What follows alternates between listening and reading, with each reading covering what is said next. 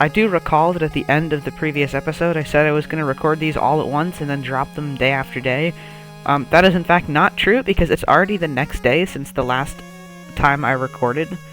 But whatever, I'm still going to release these day after day, so if you're watching this, then that means that all 3 are already done, and I'm just waiting to release the last one tomorrow.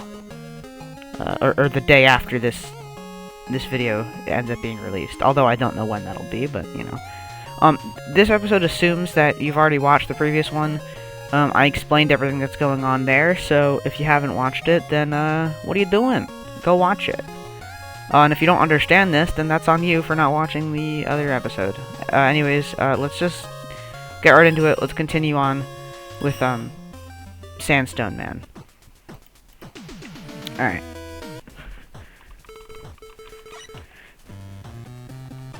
So we have our fire, we have our ice, we have our, plant, and we have our impact thing. What is it? The pile driver. Here we go. Okay. This is the desert level. Sandstone Man. And there's cowboys in it because why not?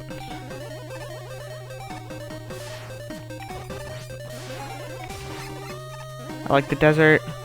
This is the gimmick of this level. Or the first gimmick is these fans that blow you up. The reason they're here, I don't know why, I just kind of have this association with, like, it's like this big open desert, and so I feel like it fits to have these wind things. I always associate, like, deserts with, like, air and having, like, a bunch of wind. So, there you go, you have fans that blow you present in this level. I don't know what is going on here. I'm just, like, what? I was kind of weird when I was designing these levels like a year ago. The next game does not have this weirdness in the level design, so when and if I finish that, it's a sequel to this game, a sequel to Starlight. So here's this other gimmick, which is this quicksand, which is fun. It doesn't kill you, but it just makes you sink, and there's a pit here, so if you sink to the bottom, you will die anyway in this case, but if there was a screen underneath it, then I would fall to that next screen. This part is inspired by Pharaoh Man from Mega Man 4, who has this same quicksand and kind of the same concept where you're running between, like, these little pieces of platform in between the quicksand. I thought that was neat. So now we go kind of to the cliffs.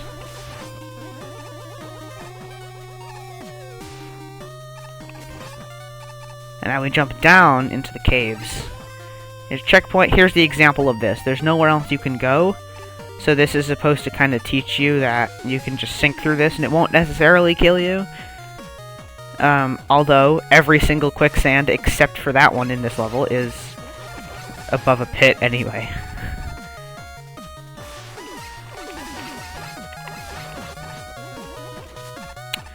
This section I usually just skip by like sliding. I don't actually ever get to see these guys, but if you sit here and wait for a moment, these drills start spawning. When you put these guys in your level, you can choose, like, I think the rate at which they spawn and, like, the range that they can spawn in. And I just set them here because it's cool. Normally I just speed past it and they don't even get a chance to spawn. So this is the third gimmick of this level, which are these guys. These, like, crocodile platform things. They're from Mega Man 3, I believe. They're from Hardman stage. But I put them in here because Hardman stage takes place on, like a cliff. So they just kind of match the original level they're from. I like walking across a bunch of them. Oh, and here's the fourth gimmick, which is these spike guys. If you touch the spikes, you will instantly die. You can also shoot them, so you gotta kind of go underneath it. However, this room teaches you... See, if I come here, I can't go anywhere. This room is supposed to teach you that you can jump on top of them and ride them across. And then there's a fan just to blow you up here. in case you fall off. Now we're back up to the cliffs, except this time the cliffs in the background are yellow instead of brown. That's just an alternate background. And this is, I believe, the final segment of the level. Yep. So, fun fact, this quicksand that comes from Mega Man 4, they brought it back in Mega Man 10 for Commando Man stage. And that's what this is a reference to, because this is also the background for Commando Man stage. So this pretty much looks the same, like, visually, as that one section in Commando Man stage, but with different enemies. Anyways, here we go. Sandstone Man. This real boss is Stone Man. But I thought, you know what, he looks like he's stone, but he also kind of looks like sandstone. So, what if I make him Sandstone Man, and then I can have a desert? Oh, okay, well, I died. But, you know, life goes on. Well, I guess not for me, because I'm dead, but, you know.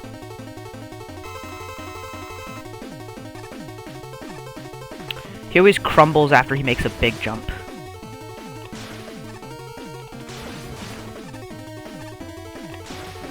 Oops. Oh dear. Alright. I don't usually do that. I ran out of...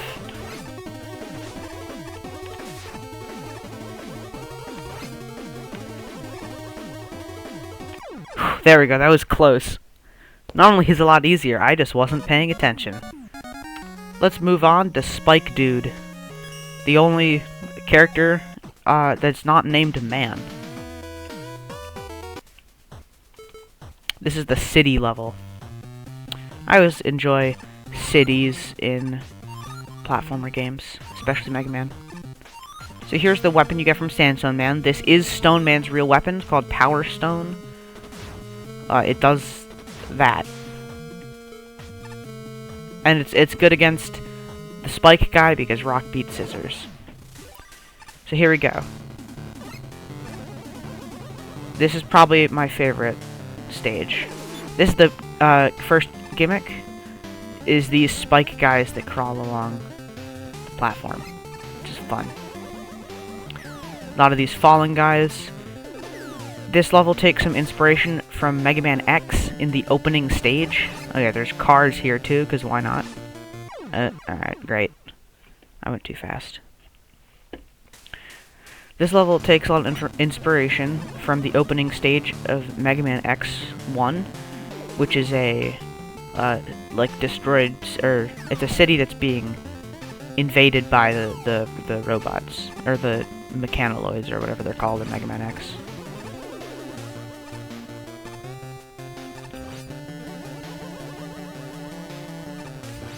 Yeah, you can change the speeds of these as well. These guys are slower, so you're going to see more of them together. Oh yeah, they can also climb along spikes. Isn't that nifty? Yep, and here's the Yoku blocks. I put them in this level too. Nope. That is not the way that it goes. It goes up. Yeah, there we go. Okay, that one's easier. Now we're on the rooftops. These guys go super slow, and they spawn quick, so you gotta kind of go between them. Although right here, if you can try to keep up with them, because they will start climbing along everybody. Okay. So we had... this is the level where I changed the scenery the most. So we had the city, we went into a building, came out the top of the building, then we were back in the city. Now we're in a different building. You can go either way here, but up. If you go up, you get access to this health pickup. These guys are the other main thing here. There's this fun platform with the two gear things. I don't even remember what those are even from. Oh, and then we have, this is the last game of this level, which is falling platforms. You jump, and then they fall. And that's your introduction to falling platforms. And now we come out, and sunset. So one of the things I like to put in this level is this concept of time passing, and the background, which I used for the city at the start, which is from Mega Man 7, it's the intro stage, there's also an alternate version of it that's red that's used for sunsets. So I was like, you know what, perfect, I'm going to include that. It's the same background, but time passes. Now we're inside this broken building. You can come over here to get the health pickup if you want. Obviously, I didn't need to there because I'm full, but you can still complete this without it.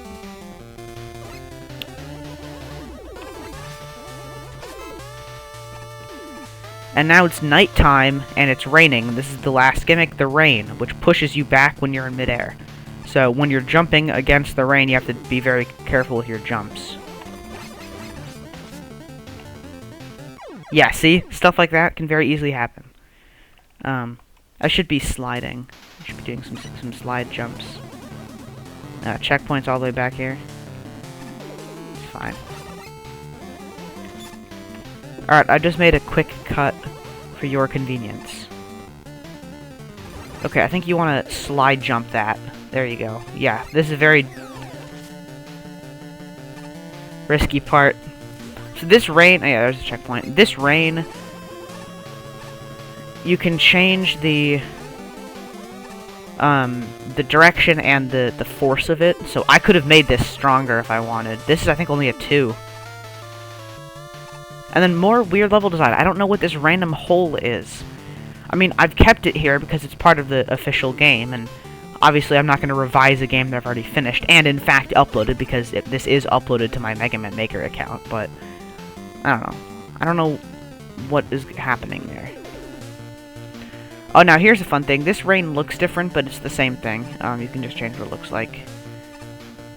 This one is fun because you have to parkour against the rain like you're used to. Oh, okay, well, not like that. But you have to parkour against the rain like you're used to. But then... okay, well... I'm rushing as well because I'm trying to have the video not be too long, but in doing so, I'm taking even longer. There you go. But then on the way back, now you're going with the rain, so you get to jump further, and it's really fun. And now, clear skies. This is the final part of the level, and just tell me this isn't cool. Look at that finale. Love that finale. This is also the only one of the bosses to enter vertically. So you go up instead of to the right. You go up, and then you use checkpoint, and you go in. So, this real boss that I'm fighting is named Punk. He's from the Mega Man Game Boy games. The reason that I called him Spike Dude instead of Spike Man, the reason why he's the only one who's not named Man, is a reference to the fact that he is the only real boss not named Man. Because, like I said, his name is Punk. But he does this. I'm gonna reset to the checkpoint because I'm gonna die. I don't want to waste too much of my weapon energy. But, yeah.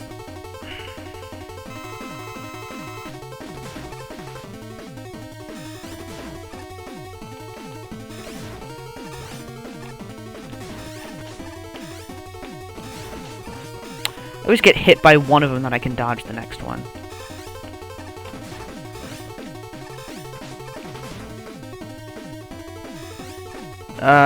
I shouldn't be here.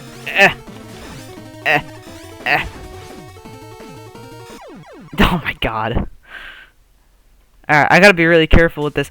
So, out of all the bosses, or all the Robot Master bosses, this is the only one that is still, like, actively giving me trouble. I think, like, his concept is not that hard, in and of itself, but the way I used it... There you go, I think that's how you do it. Okay, well, not quite, but, you know, I had the right idea. I feel like I should, if I come over here, it's better, because I have more space to react. But then again, I don't... Yeah, then I just don't hit him. Oh my god. Ah, I killed him at the same time! Oh my god. Alright, I'm out of the weapon, so I'm just gonna restart the level, so I'll be back. Alright. I replayed the level so I could have my Power Stone back. See, it's extra difficult when he's up there. It's better once he... There you go. Once he drops. Because then he never goes back up there again.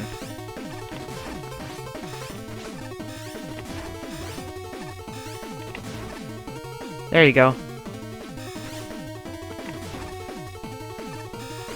Oh my god. There we go. Oh my god, 1 health. Yeah, this guy still gives me a lot of trouble every time I play him for some reason.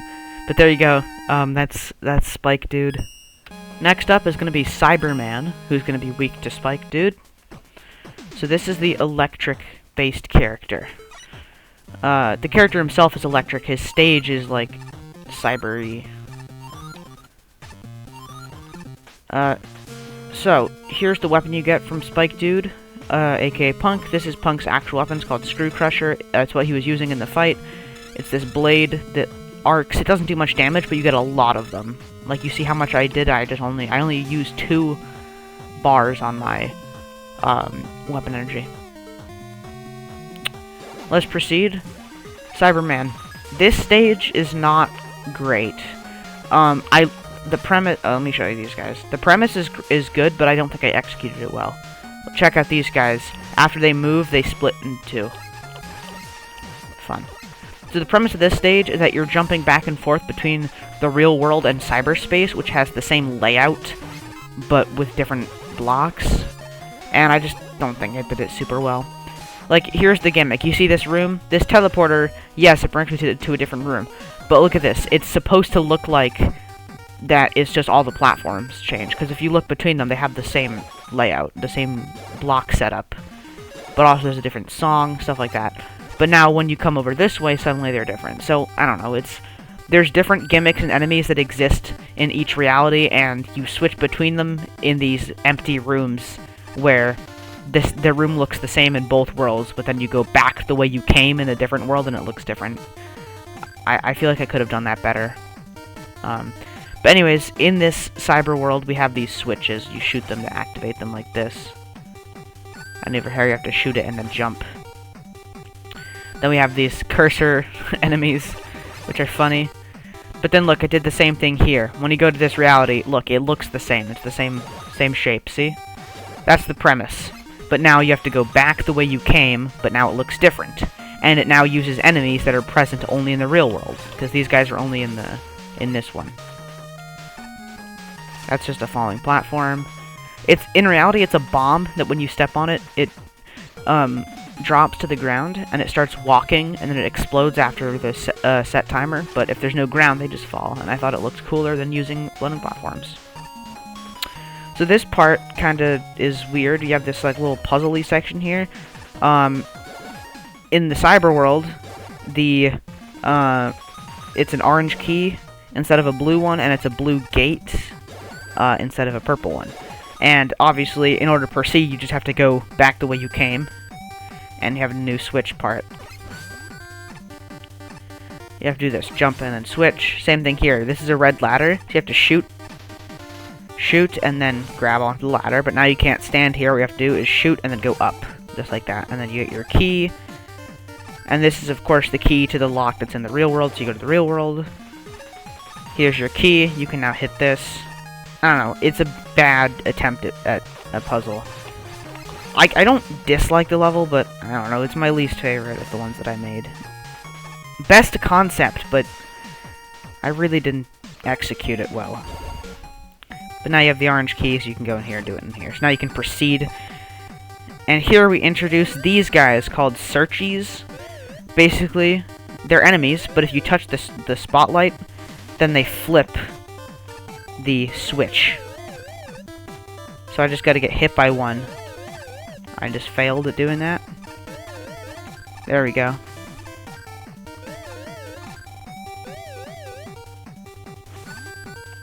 Now look, here's one thing I decided. If you switch in a room with platforms, it changes the red and blue switch platforms to be these guys. If you notice, these are the same ones, which ones are red, which ones are blue, except this platform, because it's where you spawn in, and you have to stand here because what these blocks do is they disappear when you step on them.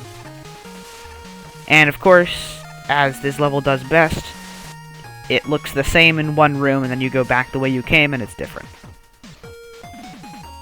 Now that I think about it, this level is pretty much just like a couple of screens that you're just going back and forth in, and it's just different each time.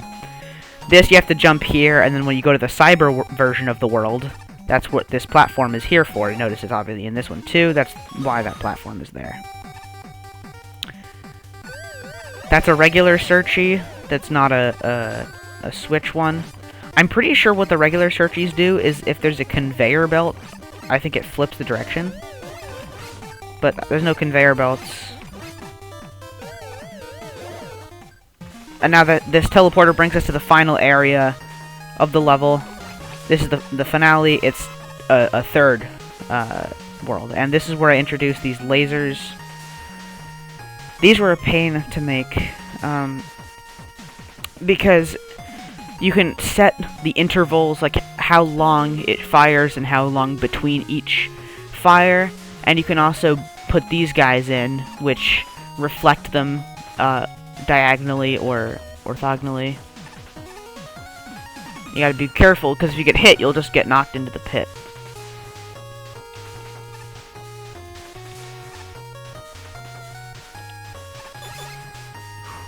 It's close. There you go. Not too bad. I love this. Look at this. You can put down these rails to spawn them constantly, and then I put these platforms. It's really fun. Oh, that's not good. That's not good. That's not good. I brought this concept back in I think, Starhold Stage 2. Oh my god. I hate this. There you go. This is the only safe space is up there. Okay, proceeding into here. I'm gonna reset the checkpoint just because I don't like this. This boss is a little tricky. I decided that it would make sense for Cyberman's boss to take place in the cyber world. So his boss room is empty, and then you have to flip this, and you go into the cyber version of the room, which is where he is. Anyways, a lot going on here.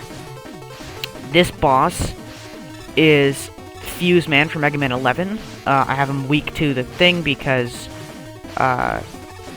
cutting wires, you know. But I make use of the switches. Oh my god. To have these switching platforms.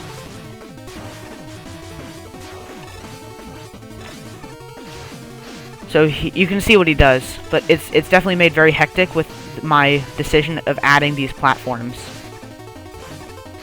And once he gets to half health, he starts doing this zipping thing, as you may have noticed. There you go. No way. No way. I'm counting that. I'm counting that. I'm counting that. I will also add that boss could have been more difficult. There's an extra option. It's something that he does in his real boss fight from Mega Man 11, but you can disable it in Mega Maker. And basically, he spawns these little fuses. These are like electrical charges that run along the floor and ceiling, and the walls. And then after that halfway point, when he spawns them a second time, they start to go diagonal as well. But I thought that would be too difficult, so I excluded it. But now we're moving on to the final of the 8 stages, and the final one for today's episode, Flood Man, which is, of course, the water stage. So we've got all our other weapons now, except for the water one, obviously.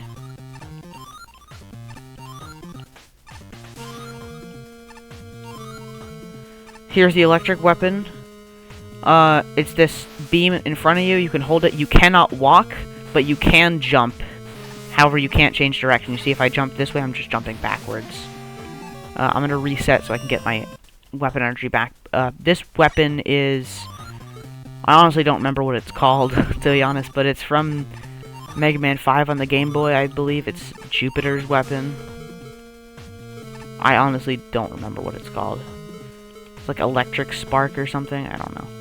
Anyways, Floodman stage. This stage opens with no music, and you fall down the waterfall. It starts the music, you have this big fall, and this is where you start the level and the music kicks in. I thought that was pretty fun. So let's get into it. I like this level quite a bit. I think this one has my favorite gameplay. Well, except these guys. These idiots from Mega Man 2. These guys suck. So badly. Although if you're far enough away, because you can only hit them with a charge shot, because your regular shot is too high. In Mega Man 2, it's harder because you can't charge in that game, so you have to shoot the little toothpaste-looking guys that come out. These, you have to just fall into one of these gaps. I think the middle one is the best one. I don't know why I put so many of those guys. Oh yeah, we have that submarine guy. I'll try to show you more of that. Basically, once they get to your position, they just start lingering there and moving back and forth, which makes it very easy to get hit, as you can see. So yeah, don't let that happen. I'm gonna kill that. Okay. You see this cloud? That's also the submarine guy. Oops. These submarine guys are clouds when they're above the water, and when you kill them, or when they reach your horizontal position, they drop down into the water. And if they hit a platform, they just fall through the ground like you just saw, but if they hit water, they will stay there. I have to be really careful, because I'm at 1 health, and this is a tricky jump that I failed. Alright, doing much better on health. Not that it matters, because this is just a spike pit. I'm gonna let this guy... Okay, well... okay. No, So you get knocked back just a little bit. Okay. There you go. Okay. I'm just gonna walk right past this room. And here's the main gimmick of this level. This is something from Burst Man stage from Mega Man 7. It's basically, you can choose 2 points, and this water will float between those 2 points and carry you with it. There's a checkpoint, and it's fun. You come up here, you can come down.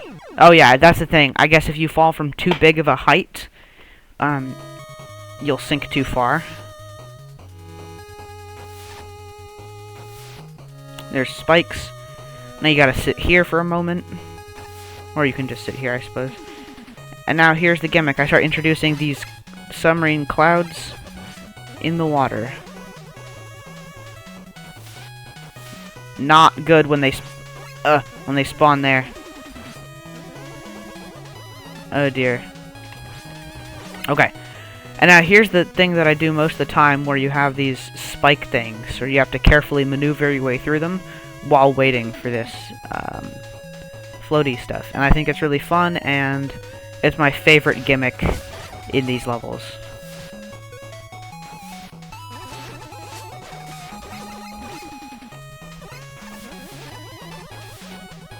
Here it is again, except now we're rising up this section, avoiding these flames. Oh, I got hit by that one.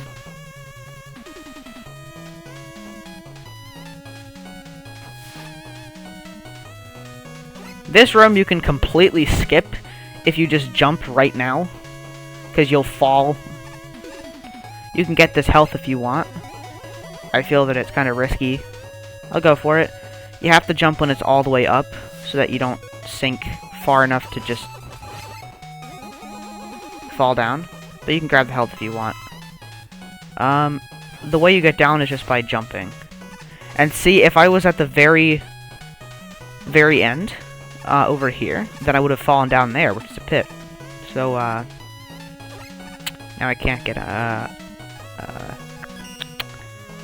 there you go. Make use of the weapons. Alright. This one, I believe you have to go above that top one.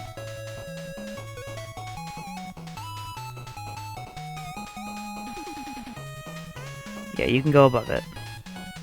And then this one you have to go below.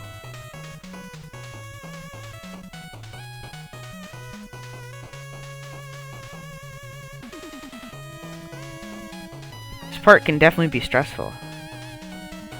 Okay, now this is the big room.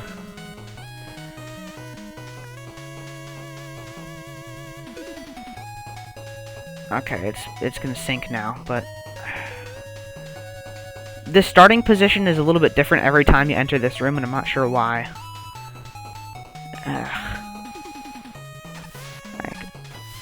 I was supposed to start down here and then rise up, but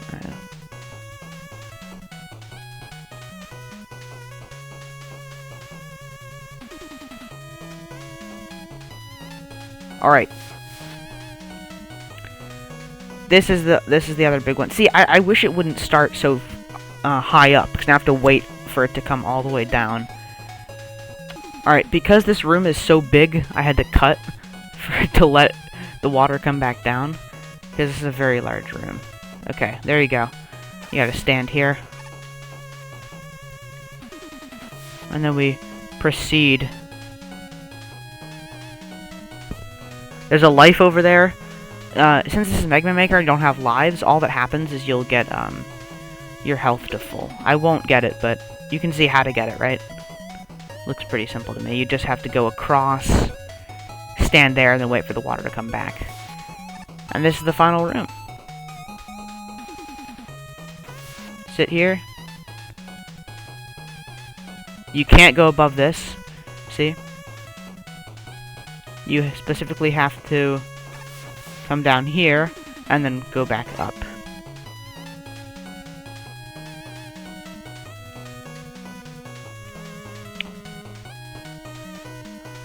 Alright.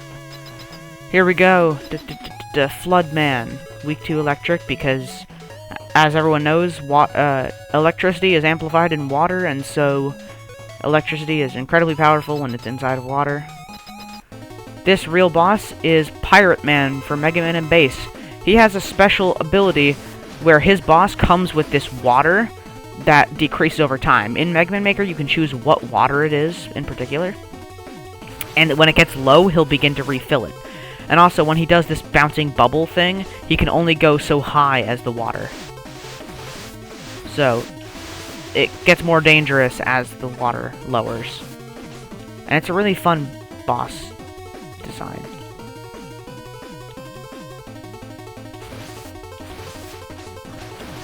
I might die. I'm gonna get hit. Yeah, I'm gonna get hit by that. Ah! See, now I'm gonna be out. I'm not gonna have much of my electric spark. That's fine. He's not that bad of a boss. I can just ram into him constantly with my pile driver weapon, right? That'd be one way to do it. Yeah.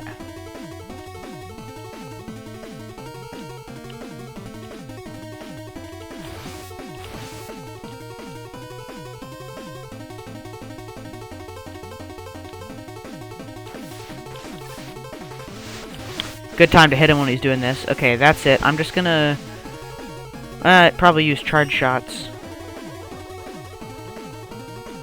See, now he has a full range to go off of because the water's full.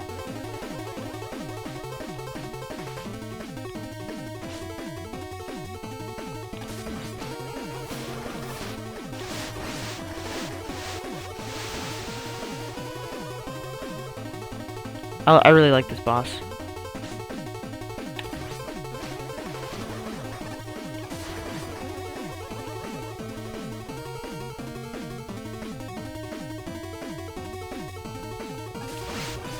Alright, I've got him. There you go. Alright, that's Flood Man. So, now that I've beaten all 8 of them, I would get to move on to the 4 final stages, which I'm going to do in next episode, although I will real quick just pull up a level just so I can show you the water weapon. Now, also do recall that Mega Man has a circular weakness format, and the first guy I faced was Lava Man, and I didn't have his weakness. Well, he's fire, that's water, he's weak to the water weapon. So there you go, you can start with one boss, and then eventually, or once you do that, you can just beat each one after another. I personally started with Lava Man because that's who you're meant to go first, but fire melts ice, freezes the plant, which overgrows the machine, which machine beats stone because I needed to have one more connection in there. Rock beats scissors. Scissors can cut wires. Electricity beats water, and then water beats fire. So this weapon, it's called Salt Water. It's from Mega Man Game Boy 5. I think it's Neptune's weapon. It's basically this orb that splits into 3. It lobs down, and each of these 3 do the same damage as the big one. So you actually can get triple the damage if you split it. So, when we inevitably get to the boss rush, where you have to fight all the bosses again, you'll get to see that in action used against Lava Man. But for now, that's that. So, I'll see you in the next episode where we finish this off by beating the 4 Starlight levels, the 4 final castle stages where you're in the fortress, or you have to play these 4 levels back to back with the final boss in Starlight or Starhold 4. Yeah, goodbye.